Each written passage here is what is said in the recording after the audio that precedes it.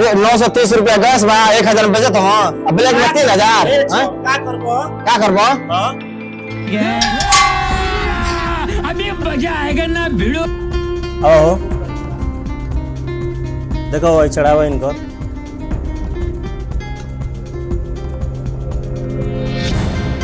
Mobile number याद बा बोलो। देखा तारा मोबाइल पे ओटीपी जाता है बताओ तो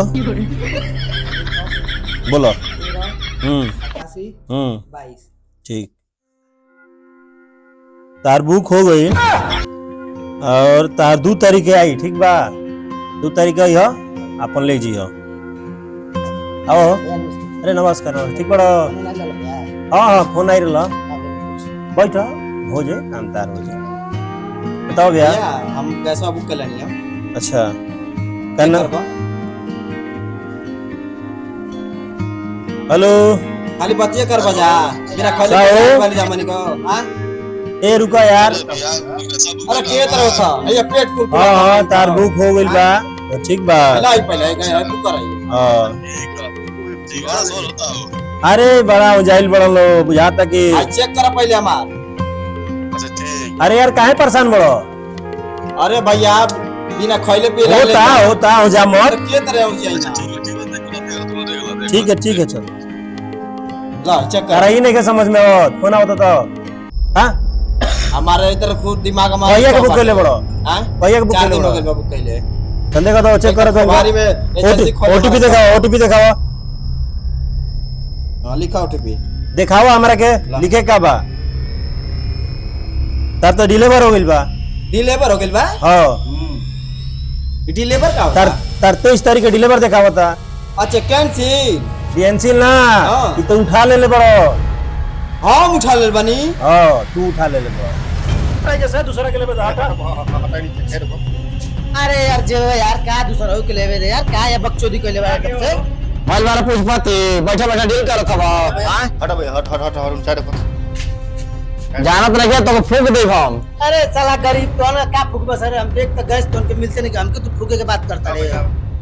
अरे हम काला हीरा रखले बानी काला हीरा का कर लेबे मंगाओ रुक हेलो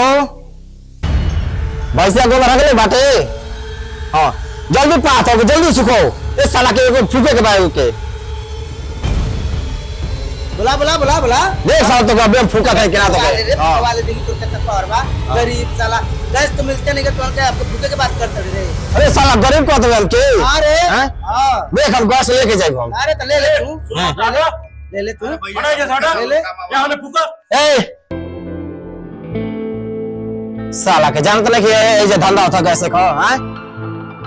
ये 930 रुपया गैस बा 1000 बचत हो अब ब्लैक में 3000 हां का करबो हां चलो अब ढेर भइल तमाशा न तब मारा देरी ना लगी ठीक बा वो एजेंसी फूकब हम हां तारा औकात बा आयो रे मां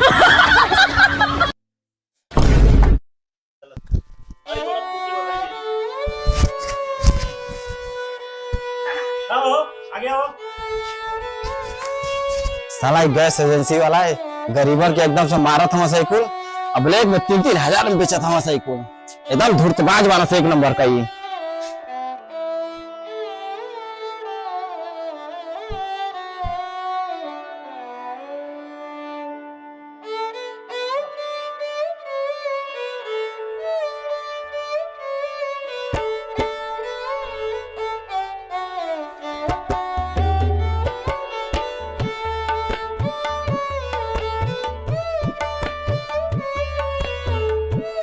साला के इतना था संपत्ति हमार होके गैस खाती इतना मगजमारी होता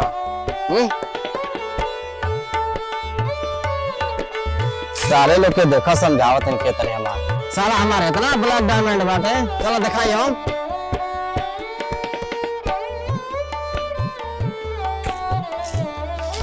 साला के हमार इतना गोबर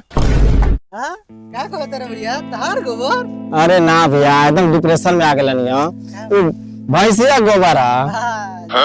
सुना ना भैया बहुत भाग से आ गेल हो तू तारा पे बहुत हम फोन करत रहनी कब से बहुत परेशान तू कैसे यहाँ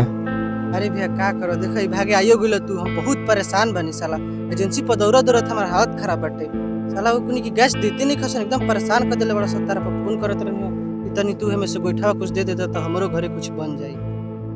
अरे भैया हम एजेंसी पर से आवत नहीं इतना परेशान रहनी हां कि क्या बता हमारा साला इतना ब्लैक डायमंड हैं इस साला गैस ऐसे चाल दे फूक देता कि ना हां और एक सब हम बेचब हम सबसे सस्ता बेचब। ठीक बा जाओ ये तो बटले है का कर लियो बनी के जब गैस ना मिली तो एनु सहारा बैगो गरीबन के भैया गुजारा नहीं के हां बात तो सही बा भैया बात जे तरह लॉकडाउन आइल ना वही तरह गैस का लॉकडाउन आ गइल बाटे एकदम धांधली जोरों शोरों से चलती है भैया कहे के नहीं गरीबन के एकदम साला मुआ दिया से 930 रुपया गैस बा 1000 में देत बाना सो अब ब्लैक में 3000 पे देत हूं सो बताओ तो सारा सामान नया बा कि ना बा कदम अन्याय अरे भैया का बताई अब आवाज उठाइए ना तो हमरा से हाथा बाई हो गइल हमको मारू देना सो हां तनो कनी के औकात हो गेल तारा पे हाथ छोड़ दे तारा साला। अरे भैया का बताइए एगो ना रहना सो जो साला आइल ना ब्लैक से ले जाए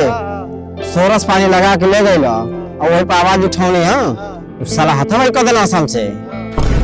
चलो ए बार कनी के औकात दिखा दे बस सलन पर केस ठोकल जी चलो भैया चलो। चलो